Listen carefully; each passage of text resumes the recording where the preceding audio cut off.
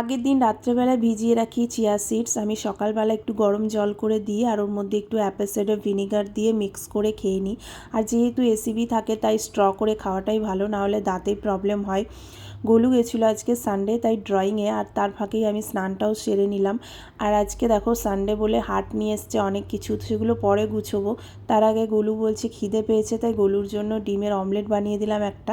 আগের দিন আমি ফ্রিজটা ডিপ ক্লিন করেছিলাম, সবজিপাতি যখন শেষ হয় একটু ফ্রিজে কম জিনিস থাকে তখনই আমি ডিপ ক্লিন করে ফেলি। আর ঝাঁপিটাও সেই জন্য পুরোপুরি পরিষ্কার করে ওর মধ্যে সবজিগুলো সব গুছিয়ে রাখলাম। এবারে তো রান্নাবান্নার পালা। আমি রান্নাঘরে যতটুকু সময় থাকি রান্না করি বা অন্য কোনো কাজ করি, তার ফাঁকে ফাঁকেই এই কোনো বাসন ধুয়ে রাখা বা বাসন গুছিয়ে রাখা এই কাজগুলোও করে নিই। এই জন্য আমার তাড়াতাড়ি রান্নাঘরের কাজ মিটেও যায়। মাঝে আমি ব্রেকফাস্ট করার পরে খেলাম হচ্ছে ডিটক্স ওয়াটার, যেটা RLB চয়েসের, তোমাদের সাথে অন্য একটা ভিডিওতে শেয়ার করেছি। এরপর বিছানাটা ভালো করে গুছিয়ে নিয়েছি আর তারপরে চলে এসেছি রান্নাবান্না করতে। আজকে কিন্দুরি ভাজা করলাম আর তার সাথে করব পুঁই শাকের ডাঁটা দিয়ে কুমড়ো আলু দিয়ে একটা তরকারি মতন। আজকে আর অন্য কিছু করব না, খুব দেরি হয়ে গেছিলো সব কিছু গুছোতে।